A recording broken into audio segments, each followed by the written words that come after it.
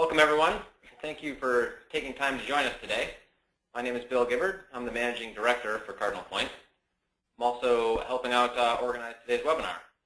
I'll start with a couple of housekeeping items. First, the webinar is scheduled for 1 hour, and our intention is to leave 10 to 15 minutes at the end of the webinar in order to address questions, and we do plan to wrap up on time or early. Although all attendees are muted, we'd very much like to encourage you to ask questions by using the control panel to type in any questions or comments that you have at any point during the webinar. We'll monitor the questions throughout the session and get to as many as we can at the end. We presented this session, PeopleSoft Project Costing, big changes to the pricing engine, at a couple of conferences this year. First at PeopleSoft Reconnect this past summer in Hartford, and then again at Oracle's big Open World Conference just last month alongside Oracle's PeopleSoft ESA development team. The topic is undoubtedly interesting to those with PeopleSoft Project Costing and contracts applications. Most of our customers run these applications to streamline their contract-to-cash business process, including project cost collection, indirect cost application, revenue, billing, and customer receivables. All of those processes are, of course, directly impacted by the pricing engine. So very central to probably what everyone is doing on this call. All right, for those who are unfamiliar with Cardinal Point, we're a systems integration and management consulting company serving the consulting needs of project-driven organizations. We're an Oracle Gold partner specializing in PeopleSoft financials, projects, procurement, and Oracle Fusion applications. We offer implementation, upgrade, assessment type services, and can deliver solutions for what we'll see here today. I'll cover the agenda and then hand over to Mike Curtin, who will ultimately give the presentation. Mike's a manager with Cardinal Point and has been consulting on PeopleSoft and the ESA applications for over 15 years. Okay, agenda. We're going to first cover the pricing engine. We were joking that it was born in about 1997. It was born in version 7.5 and originally allowed for a generation of BIL transactions and had very limited rate options. There was no revenue or anything else tied, but it has been around for a long time. Version 8.0, it was built out considerably with a ton of flexibility, and a developer, a good friend of mine at that point, declared, with all this flexibility comes responsibility.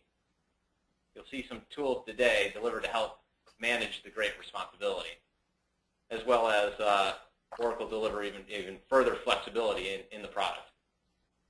There were some enhancements in version 8.9, but the pricing engine has largely remained unchanged really since that version 8.0 until 9.1. So big changes in 9.1 when Oracle made a large investment into this feature. Some of the recent enhancements have had to do with summarization and performance improvements. About halfway through, we'll start talking about variance pricing, the variance pricing engine. Anticipate that some on this call do not know much about variance pricing. In version 8.9, PeopleSoft brought Cardinal Point on board their strategy team to design a solution for government contractors, service firms that need to reprice transactions retroactively.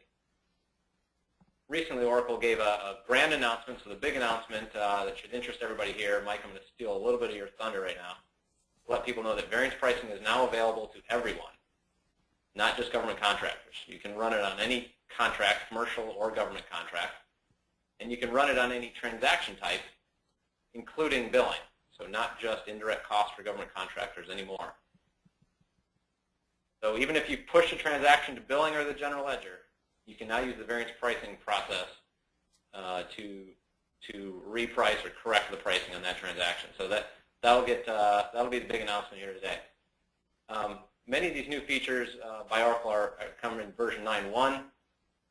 Some are also likely coming in version 9.2, and Mike will point those out since they're not generally available yet. The point is that Oracle has been investing heavily in this core process lately, and we're excited to tell you much about that today. All right, before handing over to Mike, let's open with a poll. We'll give everyone a chance to give us a little bit of answers and feedback here. We want to know if you've customized the pricing engine. So if you have not customized, if you're using it delivered, that third checkbox there is certainly for you. but I suspect probably many people have customized if you're giving us your time here today for this topic. So was it more for a performance reason, or was it for your customizations for usability and flexibility, extendability type reasons? And you can answer more than one. So if you customize it both for volume and usability, you can check the top two. So poll's open. Go ahead and answer. We'll probably just give it 5-6 more seconds here to give an answer, and I'll end up handing over to Mike here in a moment. If you're unsure, you of course don't have to answer, but we'd love some feedback on what your pain points have been and what customizations or enhancements you've had to do to the pricing engine. All right, let's go ahead and close that poll, and I'll throw the microphone here over to Mike. Mike, are you seeing the answers come in yet, and is it what you expected?